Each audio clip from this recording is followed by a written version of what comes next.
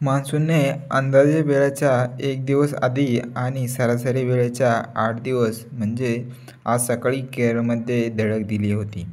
Monsoon देशात मोठी झेप घेत संपूर्ण केरळ आणि तमिळनाडूचा बहुतांश भाग व्यापून कर्नाटकच्या काही भागापर्यंत मजल मारली आहे.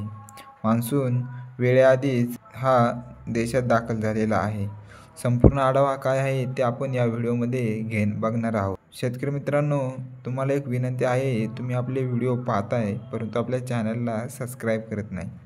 त्यामुळे आत्ताच आपल्या या शेती हवामान अंदाज यूट्यूब चॅनलला सबस्क्राईब नक्की करा. संपूर्ण केरळ आणि तमिळनाडूचा बहुतांश भाग मान्सूनने व्यापून कर्नाटकच्या काही भागामध्ये मजल मारली आहे.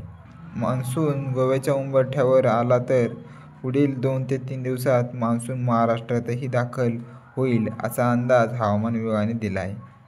मान्सूनने 2 दिवसांच्या विश्रांतीनंतर आज मोठी झेप घेत संपूर्ण केरळ राज्य मान्सूनने व्यापलं आहे. तसेच तमिळनाडू राज्याचा बहुतांश भाग मान्सूनने व्यापून कर्नाटकच्याही काही भागामध्ये मान्सून व्यापला आहे. सोबतच दक्षिण अरबी समुद्राचा संपूर्ण भाग, संपूर्ण लक्षद्वीप बेटे, पूर्ण मध्य बंगालचा उपसागराचा संपूर्ण भाग, उत्तर बंगालच्या उपसागराचा काही भाग मान्सूनने व्यापला आहे. तसेच मान्सूनसाठी पोषक हवामान आहे. त्यामुळे पुढील 2 ते 3 दिवसात मान्सून संपूर्ण गोवा व्यापून महाराष्ट्रात दाखल होईल असा अंदाज हवामान विभागाने दिला आहे. तसेच मान्सून पुढील 2 ते 3 दिवसांमध्ये आंध्र प्रदेशातही दाखल होईल.